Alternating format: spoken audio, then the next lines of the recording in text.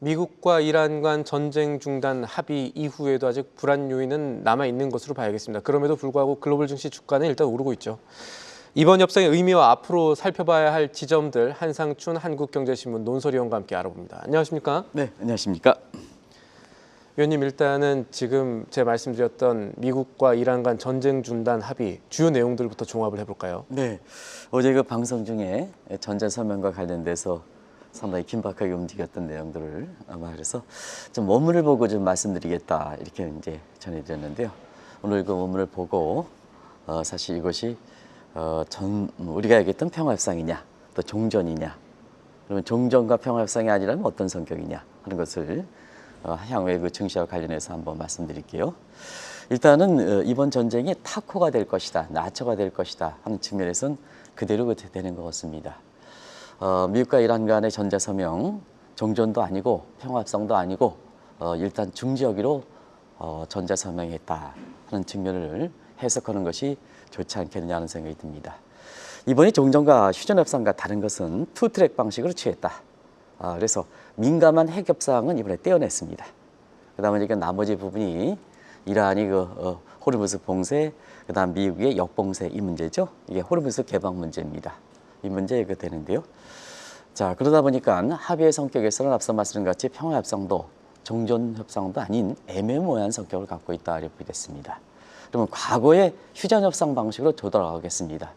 핵협상을 떼어내지 않았다면 이번에 합의로 볼 수 없습니다. 이게 이제 시청자 여러분이 잘 염두에 두실 거로 보이고요. 그다음에 중동 이렇게 평화 문제도 이 주요 현안별로 입장 차가 크기 때문에 지금 평화를 보장하지 못한다 이렇게 됐습니다. 그러면 왜 유가가 이렇게 하락했느냐 하는 걸 보겠습니다. 이번에 60일간의 휴전협상 기간에 통행료 없이 그동안 전쟁이 뜻하지 않은 전쟁에 갇혀있던 유조선을 통과시켰다는 얘기입니다. 그러면 뭐냐, 지금 시기적으로 보면 금리 인상을 앞두고 있죠. 또 가솔린 미국의 원유 성수기죠. 그러다 보니까 이렇게 재고가 아주 거의 떨어졌다는 이런 시각이 있는 상태에서 60일간 통행료 없이 통과시켰다 하는 측면이 유가가 많이 떨어졌던 배경이다 이렇게 됐습니다. 결과적으로 보면 금리 인상에 대한 우려, 가솔린 수요에 대해서 유가에 대해서 이렇게 올라가는 문제 이런 것을 동시에 접다 보니까 사실 증시가 이렇게 IPO에 의한 스페이스X 문제는 기본적으로 오늘 나스닥 지가를 가장 크게 올린 요인이에요. 이 요인에서 올린 게 아니에요. 그와 함께 사실 3대 지수가 특히 나스닥 지수가 그리고 우리 입장에서는 중요한 필라델피아 반도체 지수가 급등했던 배경이다 이렇게 됐습니다. 특히 마이크론 주가에 대해서 상당히 관심들이 많은데요. 마이크론 주가도 아마 10% 이상 올랐던 거로 이렇게 기억납니다. 그런 측면을 보실 필요가 있다는 것을 말씀드리겠습니다. 알겠습니다. 그리고 이번 전자서명 후에 도널드 트럼프 미국 대통령에 대한 평가가 악화가 되고 있다고요? 네, 오히려 미국 내에서는 악화하고 있죠. 악화하고 있습니다. 그만큼 전자서명에 대해서 미국 국민들의 충족을 다 시키지 못했다는 것을 말씀드리겠습니다. 일단 가장 큰 점이 전쟁을 왜 치렀느냐. 목적도 달성하지 않으면서 전쟁을 왜 치렀느냐. 이거에 대한 비판입니다. 이 비판은 세게 나오는 것 같습니다. 두 번째는 이란 내 친 트럼프 정부를 세우겠다. 베네수엘와 마찬가지로 이것도 이제 물 건너갔죠. 하지만 IGC 혁명 수비라든가 입장은 더 강화됐기 때문에 사실 두 번째는 이란 내 친정부적인 이렇게 정부를 설립하는 문제는 마드라 환상에 있어서 결과적으로 보면 착각이었다. 이스라엘의 잘못된 정보에 의해서 트럼프가 또 미국이라는 나라가 이렇게 잘못된 전쟁을 치렀다 하는 측면을 이렇게 비판이 나오고 있습니다. 페트로달러를 통해서 달러 위상을 강화하는 문제도 전쟁을 치렀던 중요한 목적 중에 하나죠. 근데 탈달러가 가속되고 있다는 것은 시청자 여러분이 잘 아실 거로 생각하고요. 그래서 이슬람 제국 2.0에서 중동 지수를 재편하겠다. 스와프와 스니판에 이것을 재편하겠다 하는 측면도 이게 달성하지 못했습니다. 그리고 저유가 전략을 통해서 중국을 견제하겠다 하는 측면도 중국에 질질 끌려가는 양상입니다. 지난번에 미중 정상회담에서 트럼프가 아무런 입장을 못 보이고 있습니다. 그리고 전통적으로 보면 유럽과 한국과 같은 전통적 동맹관계는 더 이렇게 악화됐었죠. 그런 측면에서 이번 전자서명은 트럼프 대통령이 6월 14일이 생일입니다. 80번째 생일입니다. 예. 이러한 본인이 뭐 이렇게 해서 이벤트성으로 이게 끝이 난 것이 아니라 하는 극단적 평가도 나오고 있습니다. 그런 측면에서 미국 내 분위기를 보면 트럼프가 더 궁지에 몰리기 때문에 사실은 대법원의 관세 판결 분결에서 불리했던 측면이 이란을 선택했던 측면이거든요. 그래서 궁지에 몰린 트럼프가 이란 이후에는 어디를 선택할 것이냐, 어디를 선택할 것이냐, 쿠바냐, 북한이냐 하는 측면에서 국제사회, 특히 정치 전문가들이 지금 관심이 되고 있다는 것을 말씀드리겠습니다. 그러면 경제는 왜 이렇게 괜찮았냐 하면 고압 경제 때문에 그렇다 이렇게 보겠습니다. 그래서 세계 경제 성장률이라든가 그다음에 정치적 측면은 오히려 거꾸로 올라가는 하이프레스 이코노미에서 그랬다 하는 것을 말씀드리겠습니다. 증시가 좋고 경제가 좋다고 해서 트럼프의 잘했다 이렇게 평가로 연결시키긴 곤란하다 하는 것을 말씀드리겠습니다. 예. 그리고 이번 서명의 다른 주체는 이란이죠. 이것을 이란의 정부가 아니라 이란 혁명 수비대가 주도를 했고 이 점에서도 시사점이 있다라고 생각하는 시각들이 있다고요. 네, 이번 전제 서명을 계기로 해서 이란은 공식적인 이란 정부와 그다음에 신정정치, 혁명 수비대 이렇게 나눠져 있지 않습니까? 그를 기해서 이번 서명에서 주도하는 것은 이란 정부가 아니라 신정정치와 그다음에 IRGC 혁명 수비다라는 것이 판명이 났다 이렇게 보겠습니다. 이 관계는 굉장히 중요한 요인인데요. 사실은 이란 정부가 주변국과 공식적인 관계, 외교 관계라든가 군사 관계를 맺혀 있습니다. 그런데 이번에 전제 서명에서 트럼프가 경우에 따라서는 상당히 불리하게 될 수 있다는 부분은 혁명 수비대가 주관됐기 때문에 이게 비공식 집단이거든요. 그렇기 때문에 이 전제 서명에서 주변국들의 반응이 지금 상당히 미온적입니다. 그럼 어디를 타겟을 할 것이냐? 이란 공식적인 정부와 혁명 수비대에 이렇게 뒷전에 맞다면 어디로 갈 것이냐? 협상의 창구가 없어졌다는 얘기입니다. 단순히 그런 측면에서 한번 보겠습니다.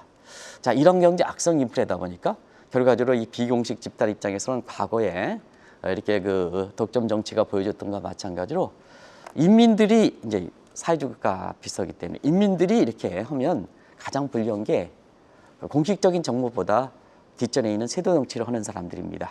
가장 그렇습니다. 그래서 이번 같은 경우는 결국은 신정정치 아리아리스가 갈수록 궁지에 몰리다 보니까 과거에도 최상 시나리오는 영구동전, 최악 시나리오는 항전 하는데 중간 선거죠. 지금 중간 형태죠. 자, 중간 형태인데 모양새만 달랐습니다. 선 전쟁 중지, 과거에는 선 종전이지 않습니까? 후 협상, 핵 협상 지금 60일간 가져가지 않습니까? 똑같죠. 변화가 없죠. 변화가 없죠. 모양새만 다르죠. 과거 휴전 협상에서 그렇지 않습니까? 선 종전, 후 협상인데 이거는 투 트랙이다 보니까 선 전쟁 중지, 후 핵 협상, 민감한 협상 이게 이렇게 되는 거죠. 그래서 오히려 한 달 전의 모습보다는 더 악화된 형태다 하는 것을 말씀드리겠습니다. 결국 이번에 이란 입장에서 보면 사실 양자택일 중에 최상선과 최악선의 중간 시를 예상대로 가는데 사실 기득권을 누리기 위한 여기 기득권은 정부라는 기관보다도 혁명수의 기득권을 누리기 위해서 이 전자성에 임했다 하는 것을 말씀드리겠습니다. 관련해서 쟁점 사항별로 조금 더 자세히 보겠습니다. 우리 경제 입장에서 가장 큰 것은 호르무즈 통행과 관련한 것인데 미국은 통행료 무료라 그러고 이란은 서비스 비용을 받겠다 그러고 지금 뭔가 다른 면이 있는 것 같은데 이거 어떻게 봐야 될까요? 서비스 비용 문제라든가 통행세 문제라든가 통행료 문제 차이점도 다 말씀드렸습니다.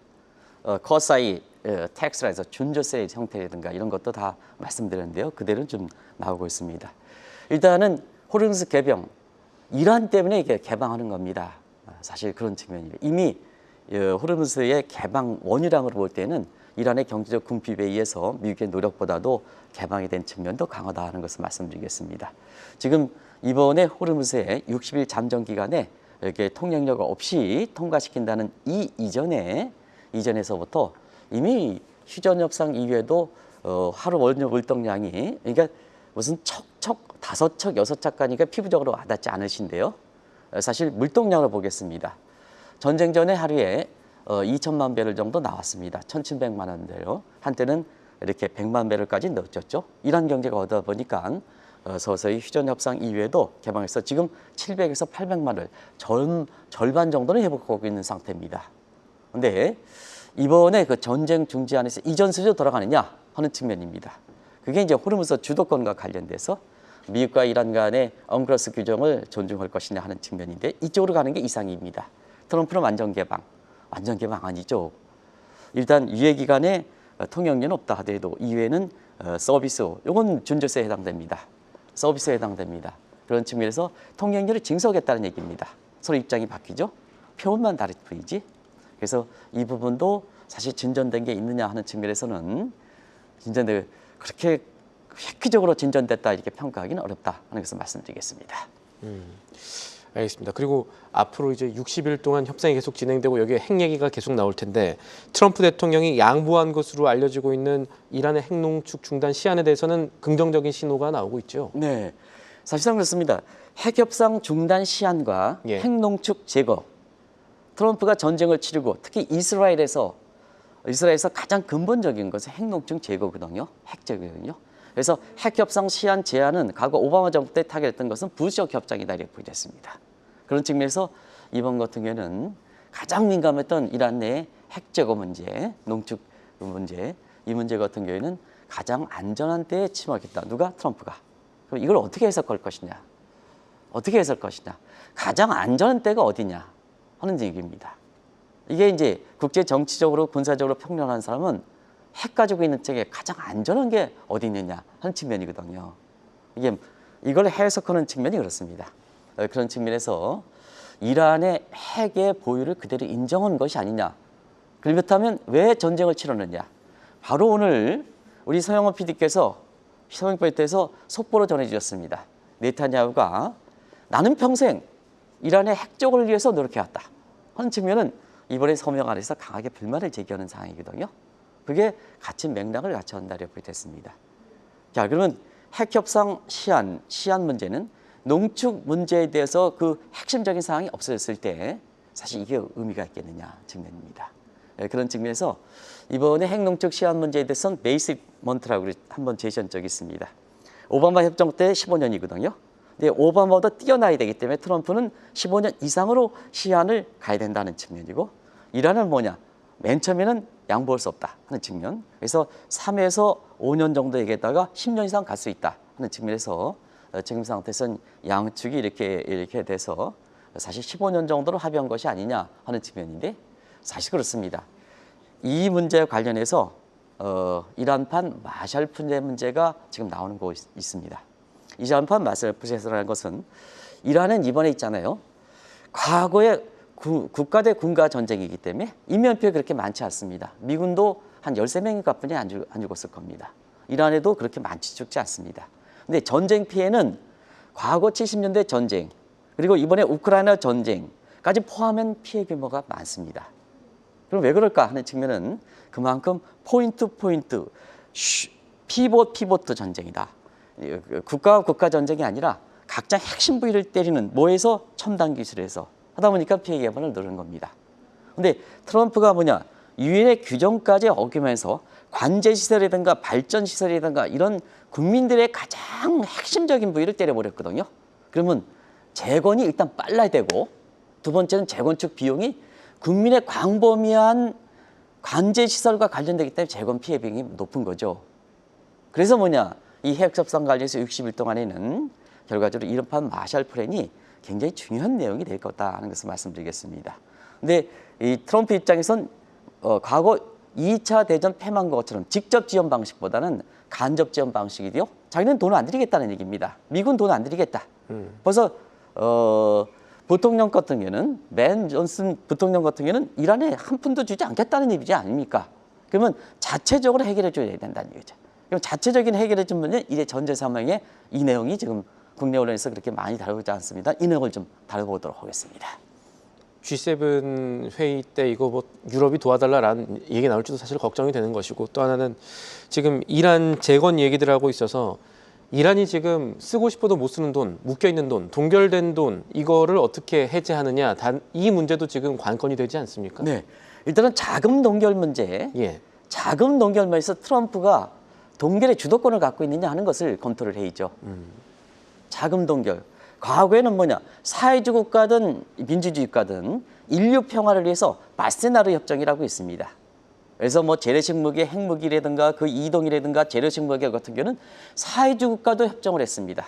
민주주의가 했습니다. 그래서 그게 반하면 자금 동결 조치가 들어가는 거거든요. 근데 트럼프가 돈노주의에서 국제법을 무시했지 않습니까? 그러면 이란의 입장에서는 뭐냐? 내 자금 달래는 거죠. 잘 내는 거죠. 왜 이게 우리가 벌었는데 왜 당신이 과거의 사회주가든 국가든 자금 동결할 수 있는 조건에서 국제법을 무시하고 당신이 지금 이게 전쟁을 치르고 있는데 왜 그 자금 안 주냐는 얘기입니다. 이 문제부터 검토가 되죠. 그런 측면에서 트럼프 입장에서는 이번에 핵 협상 타결에 가장 이렇게 관건을 갖고 있는 이란의 재건용 자금 수용 문제가 가장 이제 핵심으로 등장할 겁니다. 근데 이 자금 같은 경우는 미국은 한 푼도 주지 않, 전쟁을 치면서 한 푼도 주지 않겠다는 입장입니다. 왜 그러냐 하는 측면은 자금 동결에 의해서 한 지금 자금이 얼마냐면요. 지금 공식적으로는 1,000억 달러 이상, 예전에 한번 봤습니다. 1,000억 달러 이상은 우리 돈으로 한번 환율로 한번 계산해 보겠습니다. 굉장히 큰 규모입니다. 그래서 일단 당장 이란이 지금 피해 복구를 위해서 국민의 여러 가지 편리를 제공하기 위해서는 충분한 규모다. 근데 이런 입장에서 이란이 이번에 서명에서 제시한 게 핵협상 진전 여부를 봐서 3단계 이렇게 해제안을 제시하고 있습니다. 이게 1단계는 뭐냐? 서명 즉시 110억 달러 해제. 예. 그다음에 핵협상 진전 여부에 따라서 협상 기간 동안 150억 달러 해제. 그리고 나머지는 뭐냐? 협상 결과에 따라서 나머지는 해제해달라. 그러면 이란 입장에서 협정력이 있는 거죠. 우리가 뭐냐? 당신네 요구대로 대폭적으로 양도하면 핵 문제에서 양도하면 자금 동결했던 걸 다 풀어줄라 하는 게 이게 되는 거죠. 이게 협상의 방식입니다. 남입니다. 근데 이 문제에 대해서는 트럼프는 무반응을 취하고 있습니다. 그래서 묵시적으로 인정한 게 아니냐. 이번에 전자서명이 이란에 이끌어냈던 요인이 아니냐.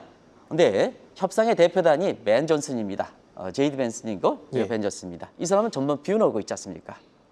그래서 미국 내에서도 이 문제에서 갈등을 빚고 있습니다. 이 문제가 앞으로 쟁점이 될 것이다 하는 것을 말씀을 드리겠습니다. 네, 알겠습니다. 그리고 또 하나 짚어봐야 될 것이 미국과 이란의 이 주변국들에 대한 반응이 될 겁니다. 이건 어떻게 봐야겠습니까? 휴전 협상 때의 주변국의 그 반응과 그다음에 전자서명의 반응과는 상당히 다르죠. 왜냐하면 경제적으로는 똑같이 환영했지만 예. 외교, 정치, 군사적 측면에서는 환영하지 않죠. 한번 보겠습니다. 이스라엘을 제외고는 나머지 국가들이 반응이 아직 나오지 않고 있습니다. 왜 그럴까 하는 측면은 이번에 전제서명을 계기로 해서 외교관계의 공식적인 이란 정부가 혁명 수비대라든가 이런 게 주도권을 뺏겼다는 얘기입니다. 그럼 어디가 접촉 포인트가 될 것이냐? 그러면 중동 평화로 올 것이냐? 더 커서 봐요.